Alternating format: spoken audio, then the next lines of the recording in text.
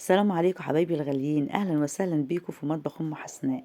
وصفاتي كلها سهله وبسيطه ومجربه من مطبخي، وان شاء الله هتعجبكم. يلا بينا. وصفتنا النهارده وهي القراقيش. هنعمل مع بعض القراقيش الساده، من الحاجات اللي كلنا بنحبها مع كوبايه شاي في الفطار او في اللانش بوكس الاولاد في المدرسه.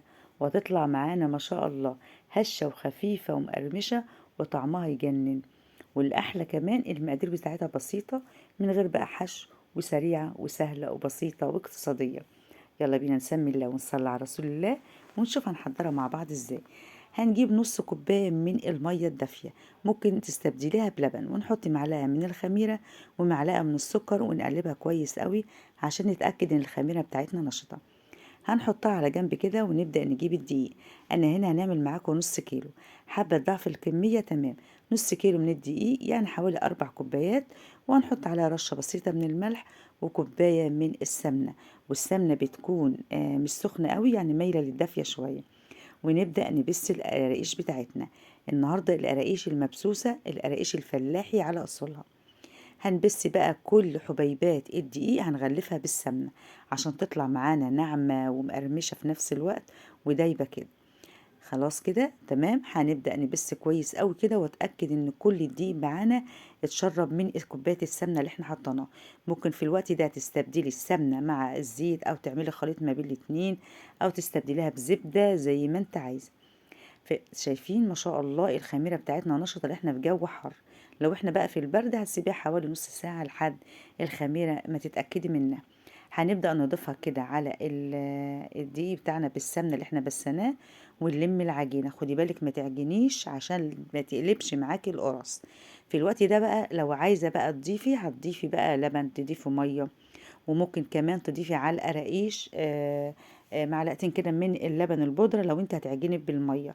ولو انت كمان ممكن تحطي كمان ريحة كحك ينسون، ولكن انا عملتها سادة عشان تكون سهلة وبسيطة وكمان اقتصادية. شايفين ما شاء الله زي بتاعة الافران. انا كده كملت بربع كوباية من اللبن. حابة تخليها مية بس، حابة تخليها لبن بس، زي ما انت عايزة. هنبدأ نلم العجينة زي ما انت شايفة كده ما شاء الله اهي. يا دوبك نلم العجينه، مش هنعجن فيها كتير عشان ما تقلبش معاكي للقرص. احنا ليه بنعجن بالميه؟ لان عمر القراقيش بتبقى اطول لما بتعجنيها بالميه. شايفه بتقطم معاكي ازاي؟ ما بتمطش معاكي. هنبدا دلوقتي نسيبها ترتاح 10 دقايق، مش هنخمرها، ترتاح بس 10 دقايق. وبعد ما ترتاح 10 دقايق هناخد بقى نص العجينه كده ونفردها على الرخامه بالشكل انت شايفاه ده. تمام. ما شاء الله اللهم بارك، العجينة سلسة معانا وحلوة جدا.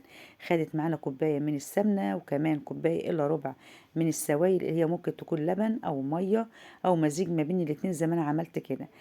بصي بقى يا ست الكل، انت عايزة القرقيش معاكي تبقى بومبي وزي بتاعة الأفران، اعمليها بالطريقة اللي بقولك عليها دي. خدي بالك مشي معايا خطوة بخطوة لآخر الفيديو عشان تطلع معاكي أحلى رقيش ممكن تعمليها.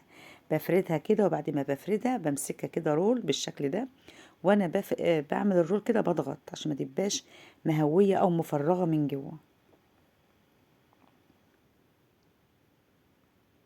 تمام اهو. بعد ما نعملها رول كده بنبدأ بقى نبرمها كويس جدا، ونبدأ بقى نبططها بالعجلة بتاعة الخبيز او المردنة او بايدينا.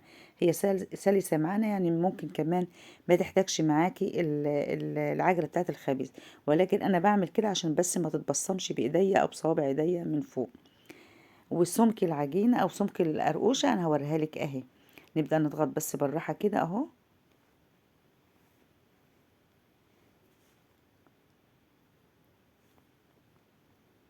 تمام كده. العجينة مرتاحة وجميلة جدا، عشان كده بتتفرد معايا بكل سهولة.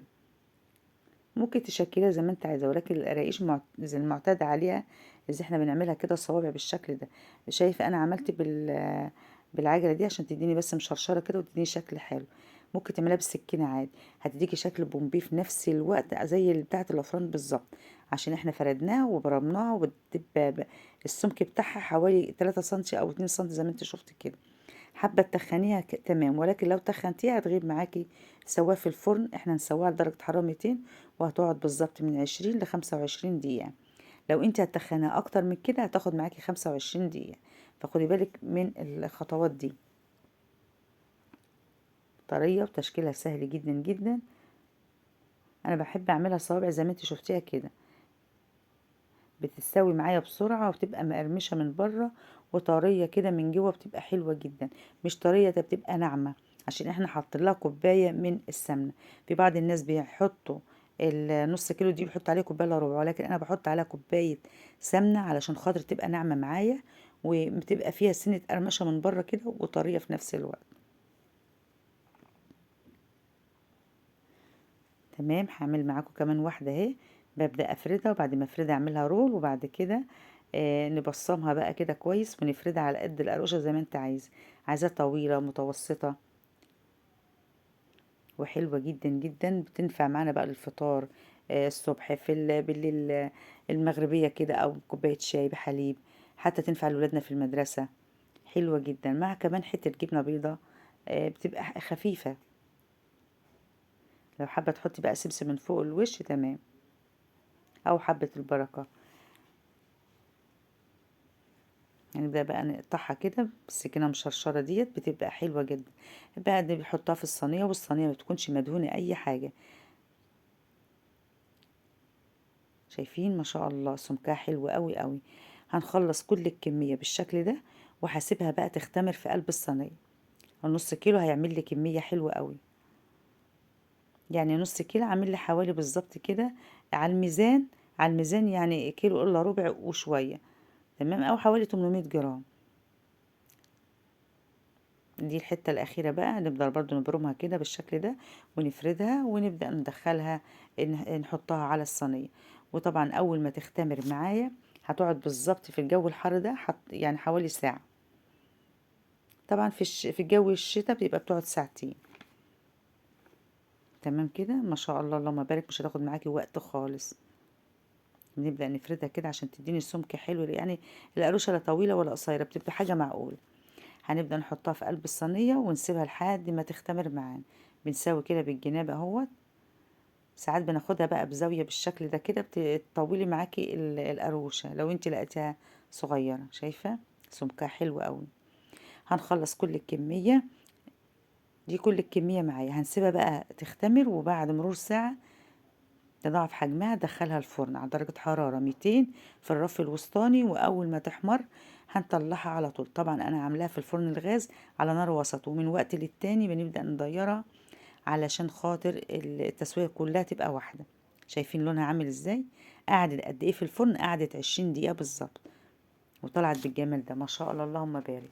حلوة جدا وسواها جميل جدا، ومقرمشة كده من بره، وفيها سنة كده قرمشة من بره، وطريه كمان من جوه.